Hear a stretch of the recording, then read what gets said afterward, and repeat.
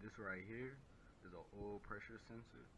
This one is old and it was damaged.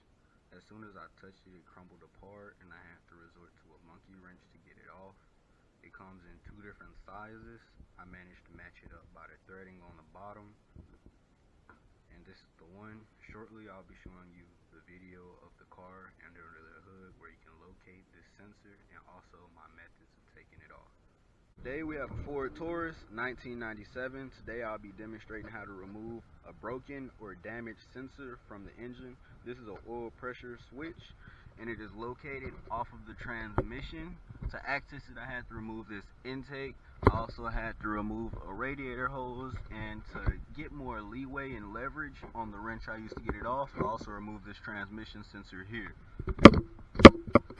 When it came down to gripping it to creating enough pressure to release it, it was hard to access it with this wrench right here, so I went ahead and got a monkey wrench.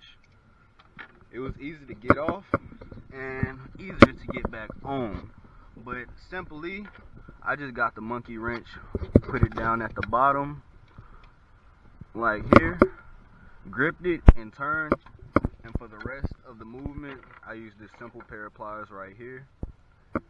If you have any questions, make sure you leave a comment below and I'll get back to you as soon as possible. If you have a simpler solution or an easier way I could have done this, please let me know. Thank you for watching.